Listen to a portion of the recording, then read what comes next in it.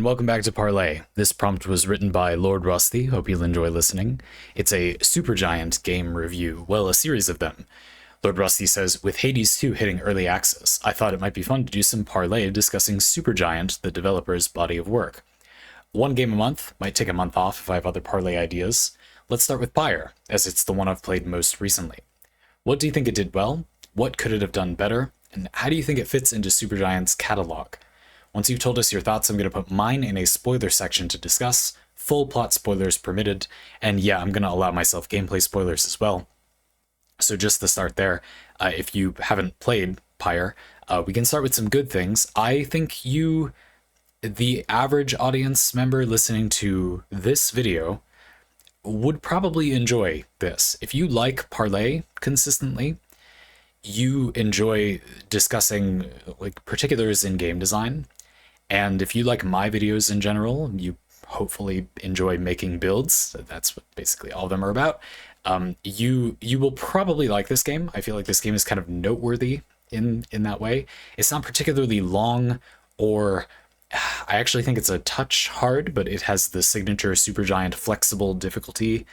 It's got good stuff for that.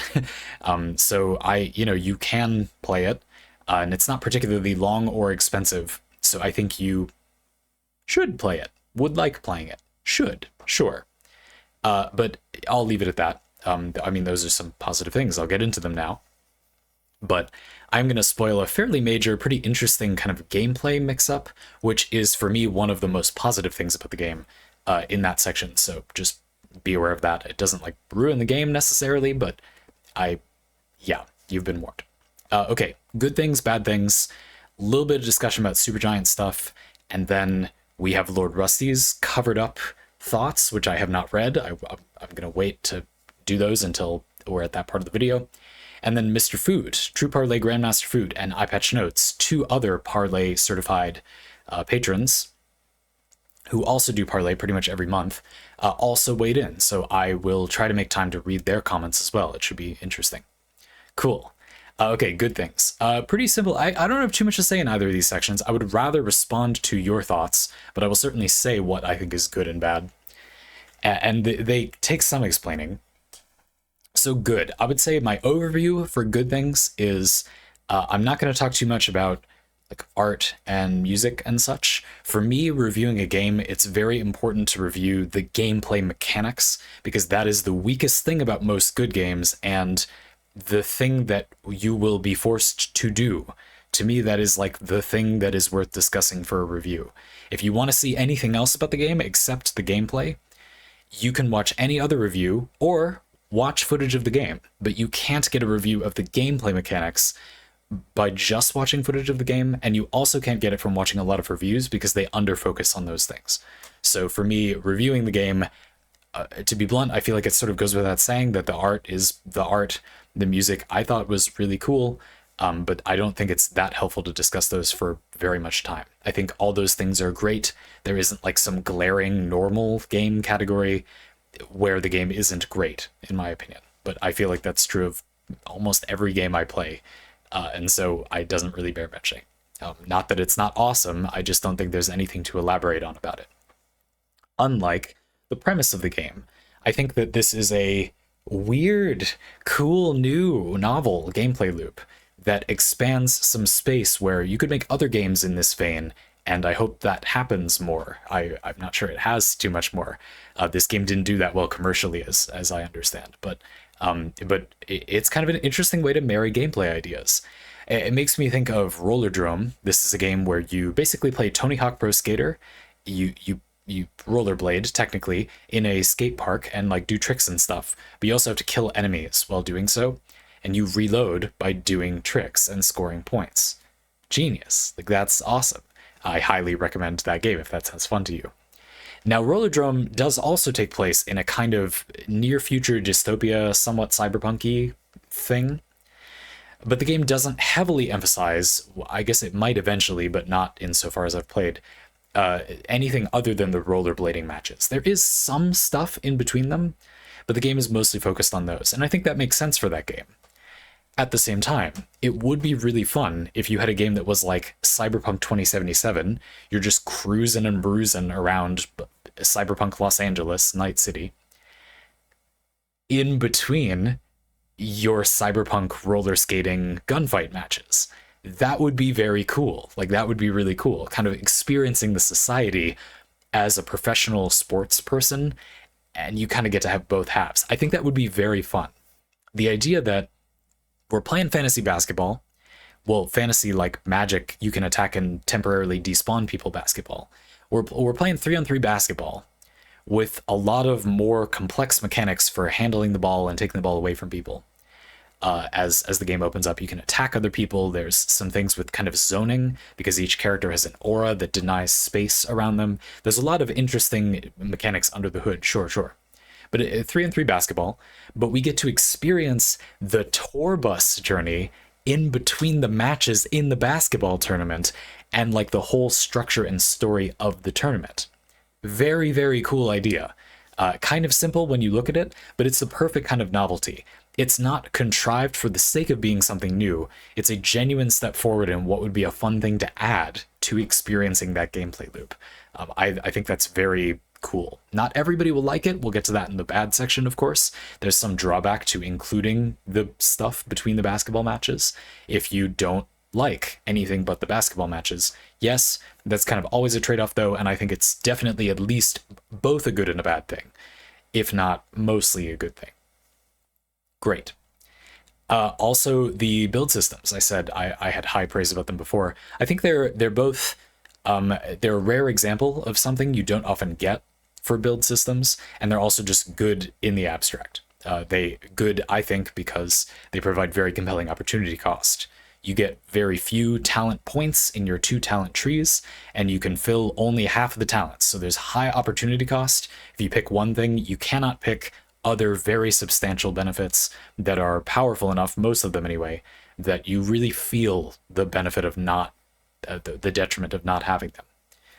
So you have to make real meaningful choices, but it's a very lightweight version of the system. Part 2, it's very compact.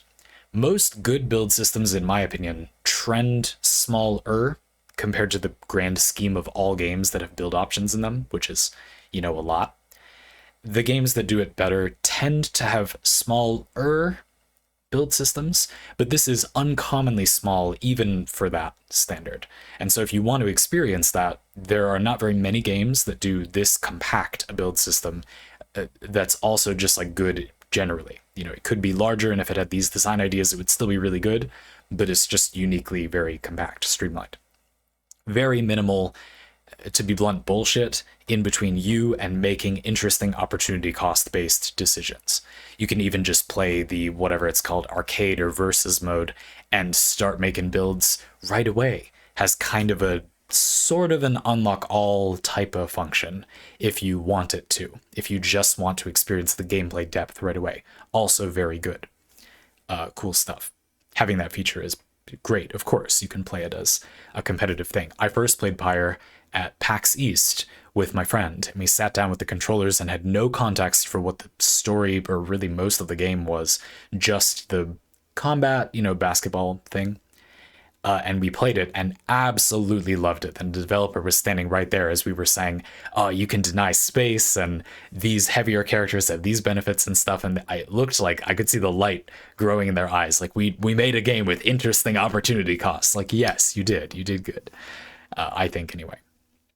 The different characters have interesting different niches. There are a number of them, and so it goes beyond just small aura for zone denial, but light and fast and big and slow. It goes beyond that a bit. I liked that. I thought not too many of the variant characters were contrived variances. You know what I mean? They felt like an interesting and meaningful gameplay mix-up with their own style. It feels unique to play this character versus this character versus this character, in my opinion.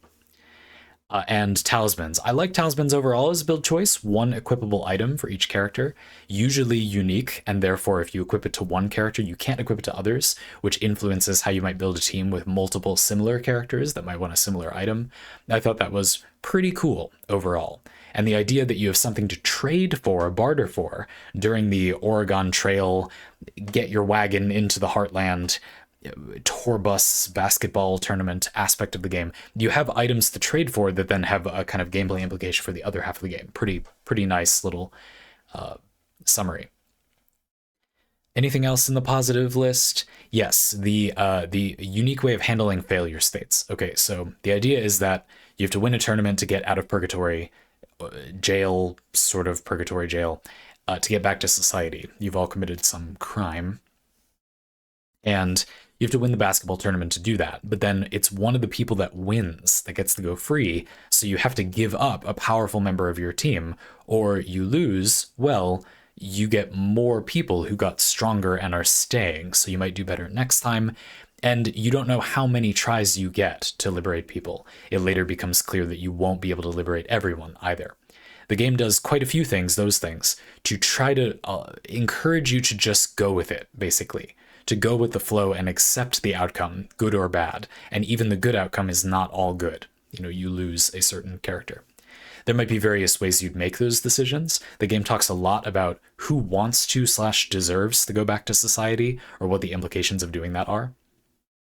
So the game is narratively trying to pitch the idea that it could be fun to treat it as a moral choice, but you could also make it as a gameplay choice. You could play it straight, just play your strongest guys, and one of them that wins, you let them go free. Or you could try to min-max it, kind of gamify it a bit and sneak in a less developed character, so you lose less powerful basketball team members when you set someone free. You know, you could do it a variety of ways. But the game is making a gambit to try to encourage you to just accept things as they are. I also like a bit of kind of counter completionism. I think it's refreshing to have a game that says, well, you can't let everyone go anyway, so you just have to decide. Again, in the spirit of making a build decision, I feel like I would hope, I certainly am like this, the kind of person who would like to be making painstaking decisions about this or this, a meaningful playstyle variant on their character. That kind of person hopefully is also willing to say, well, I can't do it perfect. I'm not going to do everything. I will pick what I want to do and have my own specific to me experience. Cool. Great. Okay. Bad stuff. I think that the social aspect of the game doesn't have as much meat on its bones as the game's design supports. I'm going to give an overview of my complaints and then go in detail. I think that the game's marketing / the way it presents itself isn't very effective, and this game needs that more. That one is a really complicated complaint because it comes close to not being the game's fault, but I do ultimately think it kind of is the game's fault. And then I also think that the sort of build system element has I have some quibbles a little bit. This game, I think, particularly heavily punishes not like respecking, not clarity of build options, but the sort of those things. Okay, so a bit more detail, but those are my complaints. Not very many, really, not very many. But they take a bit to explain. There's more words in my bad section than my good section, but less actual complaints. They're just kind of more complicated / not entirely negative things about the game. Okay, social aspect. I think that the part of the game where you communicate with your team members as you go is not as fleshed out as would benefit the game's design. I think the game's design supports there being more to that element. Maybe that doesn't even influence gameplay, just to get you invested in the characters or get you doing stuff with them. I remember thinking when you have downtime, when the caravan parks and you have like the evening or whatever, you can pick things to do and they're kind of meaningful. Like they're it's not a terrible part of the game, but I always felt like that could benefit from being a little more fleshed out. It reminds me a little bit of Hades and Hades 2. Hades borrows a lot more ideas from Pyre than I think a lot of people give it credit for. And Hades isn't a game that is as heavily like relationship focused. I don't think in its design. You don't play as characters that you're building your relationship with. And yet Hades has almost the more meaningful feeling system for building your relationship with characters. I feel like that Pyre would benefit from something like that, I think. Has some, I think more would make sense. Kind of a connected bad thing. was what I was saying in the good things section. Making a game where you play your fantasy basketball tournament, but then you also experience like the tour bus part. Well, it has its drawbacks because people who like the basketball part that you've made, and it is a very interesting variant. It's not just basketball, right? We've been kind of jokingly, flippantly saying that. But it's not just basketball. It's got its own gameplay vibe to it. You might really like that just for the gameplay part and want to play the campaign, but then the story keeps getting in the way. There isn't really a way around that I can think of. You could just play versus mode, I suppose, or play against the AI. So there's sort of, as much as there is a way around it, they did it. But my point is, you can't exactly give the game the amount of social or story focus that I think it is designed for, without having the drawback that you're kind of making it harder for a player to like one half or the other. But what can you do? That's just the consequence of designing the game this way. Not exactly a bad thing. I just wanted to point it out since it ties to that comment I made earlier. And I do think that's actually a bigger problem for this game than others because it's not all that balanced, in my opinion, between story and gameplay. There's very little gameplay in terms of total time and a lot of story. And I think that's okay. Just to say that if a game is going to have those two halves, there's not really a right answer to how do you balance them. And that's hard. This game has that problem. I'm not sure what to say. Okay, so the marketing thing. This gets a little weird because I'm basically saying people just didn't understand what would be fun about this, and the game doesn't say what would be fun about it that clearly. Why is the fantasy basketball, but then you go on the journey with them, also fun? Why is it good to have a small amount of build options? That's not a lack of complexity. That's great complexity. The game doesn't say these things, but then no games really say these things. It's just that because Pyre is a little weird, people don't kind of implicitly understand them. Why do people think that a random book with some rules on how you can roll dice to play make-believe, a tabletop role-playing game, why do people think that will be fun? The game might explain why its version of that would be fun in its own way, but it assumes that you think it would be fun to do that activity. Usually, most rules books for tabletop role-playing games I've played assume that you think that's fun, that you get why that's fun. It is non-obvious why that is fun, out of context. But in the cultural context for those games, it is pretty obvious to most people. The resources are available for you to watch people play and see why that would be fun. Cool. But you get my point. No games really explain that well. It's very uncommon for games to explain that well. Pyre just kind of needs it more than other games. But then on the other hand, the developers knew that when they released the game. And so isn't that a criticism of the game in some way? This is a difficult one. It's sort of a whole other parlay right there. What do we think about the game explaining itself, basically? I think very good, but kind of for every game. And so is that really a critique of Pyre? I don't know. But I do personally feel like, especially having a very compact build system, just for example, you know that players have a bias that something that looks like not that many pieces is not complex. The opposite is generally true, of course. Players just don't know that. People don't understand what makes a build decision satisfying, and so to them, if there are few options, there's little complexity, even though generally it's the opposite.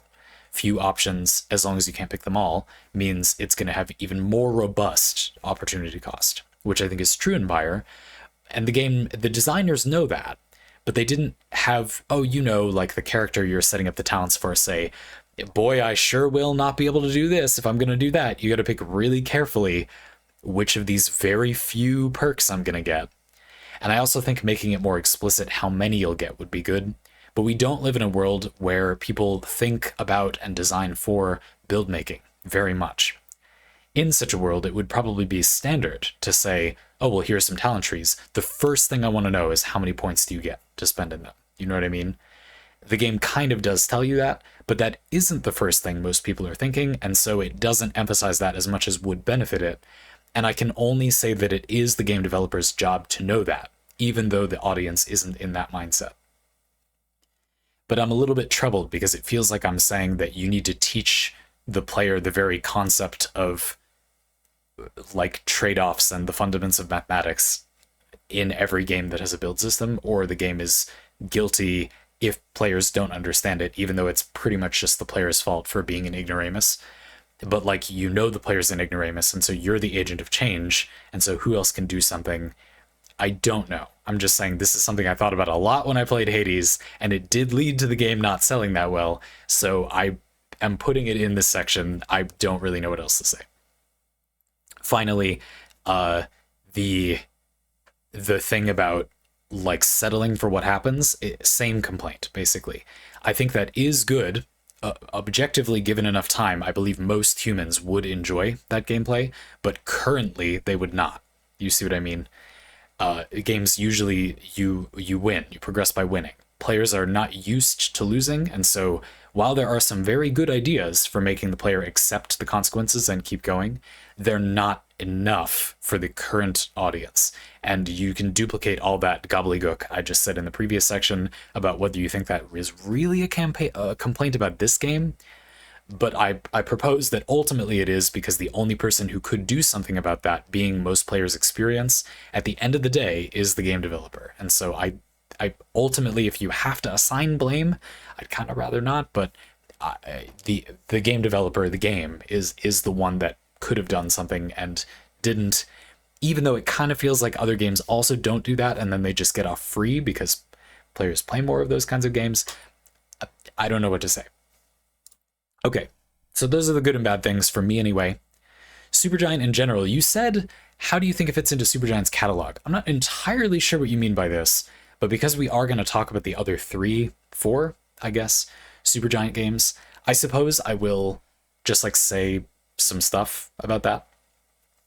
It's different from Bastion and Transistor on the surface, and then Hades was a return to form. That's how a lot of people saw it. Bastion, Transistor, then a weird one, and then Hades. I do not see it this way. I feel like Bastion and Transistor are like the beginning of one half of a gameplay loop. Pyre is the other half of the gameplay loop, and then Hades combined those things and found the design ideas that are the glue that makes it fit together better, in my opinion, better. But we'll talk about that when we get to Hades. That make them fit together more closely. That doesn't necessarily mean the resulting game will feel better to most people, because I think the thing about Hades is that marrying those design ideas and making them link up made the game a little bit more specific, in my opinion, in who would enjoy its totality, and thus maybe made less humans overall enjoy the game, but the few that would enjoy it more would enjoy it like a lot.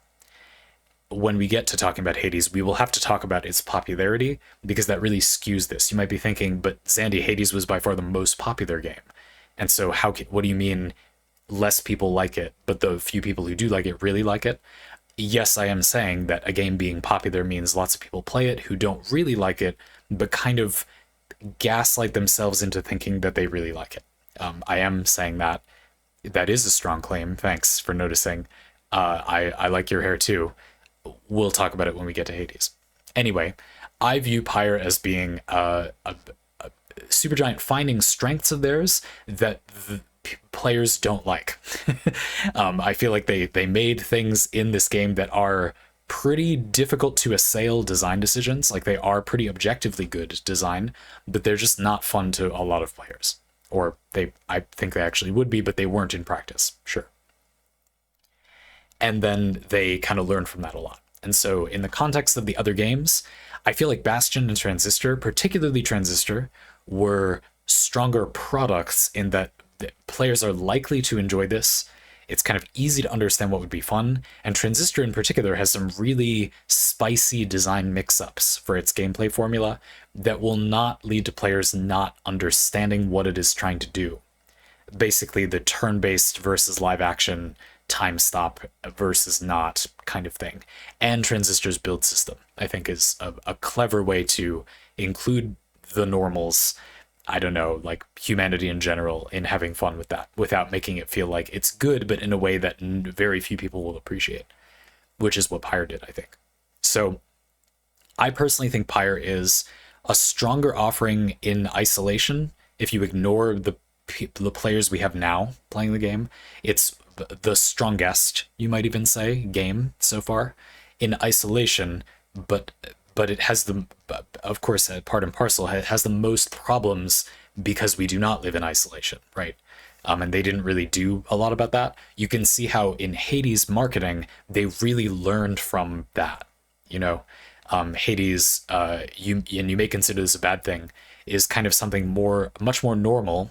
I'm sure some people are going to say less exciting. Mr. Foot, we'll get to that in a minute. You did say you think less exciting. But you can definitely say about Hades that they knew how to market it. And I do think they still added like interesting ideas to Hades. You can see much of the strengths of them as developers on display in Hades, but you don't see as much genuine experimentation with making something new in gaming, which I understand some people would value over everything else. Ultimately, my god is still that the game be fun. You know, if you do opportunity costs I've seen before, but you do it really well, I still care about that a little bit more than the game being completely new, but not necessarily good or something anyone can enjoy. I mean, I still think Pyre is good. So it's weird. It's an odd one. A lot of people see Pyre as the odd one out. I see it as a much more coherent progression of their creative work, but I get why people think it's the odd one out. In a way, it clearly is. Sure. I really liked Pyre, though. I think Pyre is the strongest piece of game design so far. But Hades 2 has done some very cool things, so I think that's also getting close. However, Transistor would give it a run for its money in terms of like a good gameplay mix-up. I think Transistor is less ambitious there, but the ideas are just as good, if not better. It just doesn't reach quite as high, but it does it with a very firm grip. Go figure. Okay, let's read some other people's responses. So Lordrusty, we'll get back to yours first, and then we'll do True Parley, Grandmaster Food, and iPatch Notes. Rusty says, I really like Pyre. I think it might be the Supergiant game I liked most, and I have no desire to play it again anytime soon. Unlike Hades, which has a lot of replayability, I feel like with Pyre being so heavily choice-driven, it almost feels like cheating to see the options I missed. Yeah, I understand that. You said I cannot explain this feeling, but it's how it feels to me. I get that. It's like you had the experience one time, and it feels less genuine if you were to do it again. That makes sense to me. So I probably won't come back to it for at least a few years. I also think this game was really good at having moments. Volfred speaking English, that one time gave me chills. The moment where the Harpy asks you to throw the match so her sister gets through is a genuine conundrum. The game managed to feel pretty high stakes without having a game over state, which I think is very rare. That's a good point.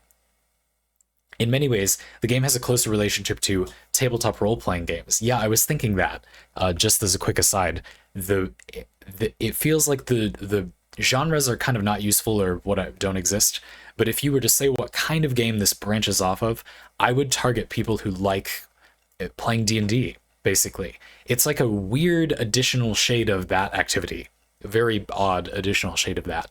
You could say that an RPG, we call them that, but it's a little weird. Cyberpunk 2077, I don't know. A game where you move around an environment and kind of act out a story, but you do it in your own way. You could say that it's like with those games. A really weird addition to that area of playing games, but really cool. Anyway, with the consequences for lost matches being unwanted changes to the narrative, rather than an inability to progress. Of course, the biggest moments in the game come from choosing which characters to give up at the end of a season, and I think it's the game's best trick. Knowing that your favorite characters will have typically be the most progressed, and only letting characters above a certain XP threshold be eligible for Ascension, forgot to mention that, that's a good point, means you're almost always losing out on one of your better players if you win the tournament, which is a great self-balancing mechanic too. I have a few notes here. Yeah, I think you nailed it. You said some of my positives better, more thoroughly than I did too. Yeah, I think what you said about moments is a good point. I actually think that the narrative, if you were to say, of Pyre is a little on the weak side, but it is a character-driven game, and I think it does well at story beats in those character arcs. I think it is not always the strongest in terms of moment to moment. experiences. Whenever you interact with X, Y, or Z character, it feels like you're interacting with X, Y, or Z character. That's something I think Hades 2 in particular does very well. I feel like when I interact with Nemesis, I know Nemesis, and so I know what that interaction is going to be like. When I interact with Eris, I know Eris, and so I have an idea of what that interaction will be like. Specific moments with each of them, no, they don't stick out as much to me, but moment to moment with that character, I feel like I kind of know them a little more. However, it's a trade-off, and I would agree. I think Pyre's narrative does that very well. My experience as a writer, just as an aside, and as someone who reviewed a lot of writing, much more than a writer, I have experience as an editor. That is what I studied as well. I My experience is that most people who are only casually invested in narratives and stories do not understand non-narrative focused stories. In other words, I believe that the stronger a story is, the less it cares about its premise, its narrative, its plot, the events in the story, and the more it cares about the emotions, the feelings, the people in the story. But the casual audience prefers those other things, prefers a plot. They tend to say, but nothing happened, while, no offense, waving their hands vaguely, when in fact there were lots of things they liked. They just feel like they can't talk about it over their stupid cocktail party, and so they say it's bad. That was my very snarky way of explaining, I think, a totally understandable problem, by the way, which is that it's just harder to hold on to character development knowing these people, rather than like, these events happened. You know what I mean? But then Pyre also has a pretty clear progression of these events happening, so I'm not sure that's so bad. Yeah, and I really liked your point that the game does a lot to make you not have a game over state or let you accept failure, and yet still achieves unusually high stakes. I really strongly remembered, very viscerally remembered those moments that you mentioned.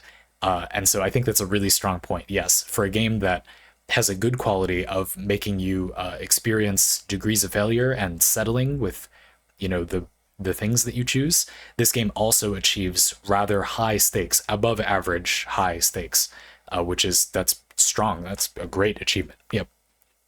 Okay, I'm going to read True Parley Grandmaster Foot's responses as well. You said, I've only ever played Pyre once, but I still have a tremendous amount of respect for that game. It always felt like the cleanest Supergiant game. Simple story that beautifully ties to the game mechanics and the emergent narrative of the rights. Rarely have I seen a game change narrative momentum as drastically as I did upon realizing that the characters I sent are gone forever, and upon realizing that there's a limited amount of slots. Some great resets of expectations for those following along with the Invisible Wall series. Yeah, so the idea that the tone of the game really shifts at the moment when you find that out. Again, I didn't explain this super well. I warned people of it at the beginning if they haven't played Pyre and they watch Parley. I think you'd like this. But that's a great way to put it, Mr. Voot. There's a hard to describe shift in the feeling of the player when that moment happens, and you realize that this isn't about kicking ass and taking names and that's it, and you kind of have to like do something else. Is very exciting to me. I agree. Mr. Food concludes, ultimately that game was no commercial success, and frustratingly it failed due to Supergiant's inability to market the game, their inability to explain what it is and why you might care. Yes, for me this was a heavily emphasized negative that I ultimately do point at the developer, even though I think it's like a little bit of a complicated issue. Though, of course, Mr. Fruit says it failed due to the inability to market it. Of course, we don't know for sure, but I'm sure that was a major factor, right? Mr. Fruit, you said a lesson in failed marketing that Supergiant luckily learned while making the unfortunately considerably worse and less interesting game of Hades. More on that when we get to it. So yeah, I mean, well, of course, it's not objectively worse and less interesting. Certainly, it is a departure from some of the pursuit of novelty that this game has. And you can see how that may be because they learned their lesson, but then that's kind of too bad because it's really cool that Pyre does all these weird things. But personally, I feel like it's all good. My boat is that I feel like Hades is still a game that it could be a little bit difficult to describe the appeal of, but they nailed it because they had some practice. They learned from the mistake in marketing Pyre. But whether you see that as destroying potential pursuit of novelty, or that's just something that did happen, but also the game was marketed really well, personally, I feel like that's up for debate. And I do think there are some very positive sides to Hades. I'm always going to object if anyone ever says anything like it's an objective claim, so it's not like you're doing anything particularly bad. I'm just saying it's obviously not objectively worse and less interesting. You think it is, that's understandable. It's very obvious why someone would think that, I think. It isn't pursuing reaching for the same things that Pyre and Transistor are. To me, one of the positive aspects of Hades and Hades 2 is how they retain the developer's strength at like buildcraft creation, for example. Even though the game has reduced its ambition in some areas, we retain the developer's technical ability at designing game mechanics. In my opinion, anyway. I feel like that's great. A lot of developers would have made something profoundly safe, defined by being only safe decisions. And while Hades might look that way to a lot of people, I believe it is not. And so we'll get into it. But certainly it is definitely not mixing up gameplay mechanics the way that Pyre and to some extent Transistor were, which I can completely understand somebody being disappointed by. iPatch notes, also some responses. Pyre's masteries, the twin A, B, B, C trees per character, I think excellently allow the player to express power and preference. If the player could take the capstone of either the left or the right tree, that capstone shares an opportunity cost with B1 and B2 of the opposite tree. You can't go 1, 2, 3, 4, 5. You can't get that far because you only have 4 points. And so if you get the final C node on either tree, you cannot get any of the tier 2 nodes on the other side's tree, which is a big opportunity cost. And it means there are also plenty of times where you don't go all the way down in one tree. You go 1, 2, 3, 4, or 1, 2, 3, 4, rather than getting the bottom trait. Great stuff. iPatch Notes continues on much less gung-ho, even annoyed, at talismans, Pyre's single equipable item per character. At least in the story mode, the player must deliberately pursue a character to get their exclusive talisman. These exclusive talismans are at risk of falling short of player expectations. When a game piece is shackled to a specific character, a specific playstyle, but liquid masteries, the success rate of those exclusive talismans approaches complete match or complete miss. To clarify, it sounds like it's not that you dislike the talismans themselves as much as how you get them and the character exclusive ones. And that's also an interesting point you made about how the characters have their own set basic parameters and also set talismans, but you can change around their masteries. And so in some way it's like it either has to fit really well or it doesn't. You could change their masteries, but also those are fairly static as well. And then that puts a lot of pressure on you changing masteries. Suddenly you have to change your preference with their masteries, or their talisman doesn't do anything and you feel like you spent some time unlocking it. Again, I think simply making it so that players could know what the talisman would be for each character before they went to unlock it would be really good. And before anyone says it, in-game, please, not by looking it up on the internet. Lots of players don't do that. I wish they would, because it makes most games better, but it's still something that would improve the game if you could do it in game. You could use that crystal ball thing or something to kind of foresee what a character's talisman would be. Maybe. I don't know. Or having a way to get one without putting them in would be good. Anyway, yeah, I get that. I don't like that either. The way you acquire talismans is not necessarily that interesting to me. If you go to a vendor and they happen to have the talisman you've been waiting for, but you can't pay for it, it feels bad to feel like you have to wait till you come back or whatever. But usually they persist in the shop, so that part's good, I guess. That's kind of a separate thing, but story-wise, iPatch Notes concludes, I like Transistors more than Pyres. No Bastion street cred, you haven't played it. And I'm leaning antagonistic toward Hades and Hades 2. Most of these games have a strictly business or academic-like relationship with me.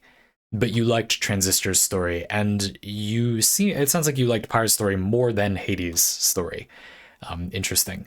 I would agree. I think Transistor has a nice narrative. I would agree that I think Transistor and Pyre are the really strong ones. I don't think Hades' narrative is that strong. personally. I feel like it does some good character stuff, but doesn't have a great overarching story. Not terrible, not great. Whereas I liked Transistors, and I think Pyre's has some interesting twist moments in it, even as something not as plot focused. I feel like Pyre does some fun plot things. I think that's cool. So yeah, I mostly agree. I think Hades' characterization is pretty good, personally. Very competent, but not always great. It's got its flaws too. Anyway, and I don't have a high opinion of Bastion's story, but the way its presentation is a little bit unique. It kind of lowers the stakes a little bit on its own story. It'll be interesting to talk about Bastion because it's been a while since I played it, but I have a very strong opinion about the way that game does its story. And we can also talk about Supergiant's signature narrator thing that they do. I didn't mean to leave this up that whole time. That was all stuff from me, not iPatch Notes. Thanks for weighing in, folks. That was a lot of fun. I'm looking forward to the next ones. This is a cool idea. I also think you could do Hades 2 like now to some extent, but I imagine you'd want to wait till it was fully released. I feel like you can kind of do it from my focus on game design and narrative rather than, I don't know, we can't review some of the sprites in Hades 2 because they haven't added them in, but I don't think that particularly matters that much, as I argued earlier on. This was a lot of fun. Looking forward to the next one. It was fun to hear people weigh in as well. I tried to balance the amount of time responding to your things versus saying my things because I think that's more fun. You could have gotten a parlay where I mostly just focused on my responses and then read yours. But I don't have a... This is how they will be, I think, if I do them the best I can. I don't have an enormous amount to say with this format of a review. And so I would rather spend time also responding to your really good points as well. Looking forward to the next one. But lest I forget, I saved this little section by Lordrusty for the end, and it's a continuation of their comment before, but it was about something specific to a subject that none of us really mentioned, so I wanted to save it for the end. So here it is. The game, Lordrusty says, has such an interesting relationship to difficulty across the board. Not having a game over state, and instead relying on wanting specific outcomes for plot reasons, ideally anyway, means the game can have occasional matches which are incredibly difficult without feeling unfair. Or I would elaborate, like, it feels natural for some enemies to be much, much stronger than others, because you not only literally cannot completely succeed, like it doesn't even do anything if you were to win every single match, you just can't, have everybody leave. It also, like, lore-wise, some teams just are stronger, and so it just feels like more normal, ideally anyway, for some teams to seem like really, really strong. Again, I do think this plays a little bit into my concern that this game has some good design ideas that will simply bounce off of most current audiences, but I think this is a place where I think the game gets credit. The game does do some adequate work to set that up, and I think it is then kind of the audience's fault if they just decide that that's bad because they never want to lose anything. Like, that's not the game's fault, in my opinion. I think this is a positive thing, yes. The opt-in match modifiers, one of Supergiant's signature techniques, right. The difficulty modifiers that you can add on if you want to also feel like an idea which got solidified into some amazing game design with the Pact of Torment in Hades later. Pact of Punishment? Yes. The game also provides enough different twists to the format to stay fresh throughout its runtime. The way that the time between each Ascension match accelerates really stops the game from dragging. I should have stopped at the match modifier thing, that difficulty thing. I don't have too much to say about the time between Ascension matches, the finals basically, accelerating. That's a good point. Yeah, that's good for pacing. To finish up the point about difficulty stuff, yeah, all the Supergiant games have this thing where you can kind of add difficulty in a somewhat unique way. I would agree that the Pact of Punishment is sort of like the ultimate coalescence, or I kind of like the Hades 2 version more in some ways and less in other ways. But the idea that you build up difficulty using your own kind of build for modifiers against you, for difficulty against you, is something that a lot of the Supergiant games have in some form. I didn't love the one in Pyre. I'm not exactly sure why. I felt like some of the balance, like how much of a bonus you get for certain modifiers, didn't feel totally there. I felt like there, maybe for me, there wasn't enough granularity. Like, one of the good things about Hades that I think gives it a kind of an unfair advantage here is that the game has a lot of design knobs you can turn to make difficulty harder in various ways. It's really easy to do that in Hades' design. It isn't as easy in Pyre, perhaps. I feel like Transistor seems like a game where it would have gone well, but I actually don't remember the version of that system in Transistor. I only remember it in Bastion, Pyre, and the Hadeses. Hadei? Hades. I don't know. But anyway, I wanted to make sure to include that at the end. It wasn't something too many of us touched on. I talked about it a little bit, but I feel like it's a very good point as a kind of final summary. And yes, obviously, I unfortunately missed this part of my first pass, and I added this on at the end, of course.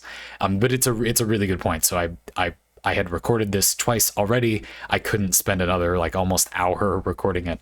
But this is a fantastic point. I was absolutely not going to say, oh, I forgot to include this. So this was my solution. I hope that's okay. It was really good. Lordrusty concludes, for next month, I'm going to dig Transistor back out. It's the only Supergiant game I bounced off of, and it might be time to give it another try. I will probably replay Transistor sometime in the next half a year as well. And that encourages me to do it sooner. So if I have time, I will. But I remember it pretty well too, because I really like Transistor. I think in some ways, Transistor is the strongest game of the bunch. But I do still have some quibbles. This is really fun. I was excited to do this parlay, but it was kind of even more fun than I thought. I liked other people weighing in.